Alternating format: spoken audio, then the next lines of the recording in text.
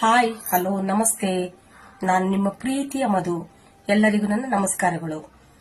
ವಿಷಯ ಏನಪ್ಪಾ ಅಂತಂದ್ರೆ ಕರ್ನಾಟಕ ರಕ್ಷಣಾ ವೇದಿಕೆ.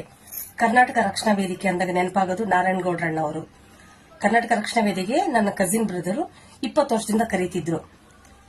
ಮೊನ್ನೆ ಅಕಸ್ಮಾತ್ ಆಗಿ ಗೀತಾ ಅಂತ ಇದ್ದಾರೆ, ಗೀತಾ ಕಡೆಯಿಂದ ಅವ್ರ ಕಡೆಯಿಂದ ಹೋದಾಗ ಬಹಳ ಖುಷಿ ಆಯ್ತು. ಬಹಳ ಅದ್ಭುತವಾಗಿ ಒಂದೇ ದಿವಸಕ್ಕೆ ಸುಮಾರು 500-600 ಜನ ಹೆಣ್ಮಕ್ಳು ಸೇರಿಸಿ ಮೀಟಿಂಗು ಬಹಳ ಅದ್ಭುತವಾಗಿ ಒಂದೊಂದು ಮಹಿಳೆಯನ್ನು ಸ್ಪೀಚ್ ಕೊಡ್ತಿದ್ರು, ಹಾಡು ಹೇಳ್ತಿದ್ರು. ಇಷ್ಟು ಚೆನ್ನಾಗಿತ್ತಂದ್ರೆ ನಿಜವಾಗ್ಲೂ ಸಂಘಟನೆ ಅಂದ್ರೆ ಏನೋ ಅನ್ಕೊಂತಿದ್ದೆ, ಬೇಡ ಅಂತಿದ್ದೆ. ಸೊ ಈ ಸಂಘಟನೆಯಲ್ಲಿ ತುಂಬಾ ಚೆನ್ನಾಗಿದೆ. ಸಂಸಾರದಲ್ಲಿ ಹೆಣ್ಣು ಹೆಂಗಿರ್ಬೇಕು, ಗಂಡ ಹೆಂಗಿರ್ಬೇಕು, ಮಕ್ಕಳು ಹೆಂಗಿರ್ಬೇಕು, ದೇಶಕ್ಕಾಗಿ ಹೇಗ್ ಬದುಕಬೇಕು, ಕನ್ನಡಕ್ಕಾಗಿ ಹೇಗ್ ಓಡಾಡ್ಬೇಕು, ತುಂಬಾ ಚೆನ್ನಾಗಿತ್ತು. ತುಂಬಾ ಖುಷಿ ಆಯ್ತು.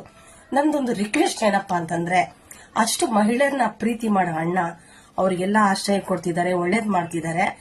ಅವ್ರ ಮಕ್ಕಳ ಮೇಲೆ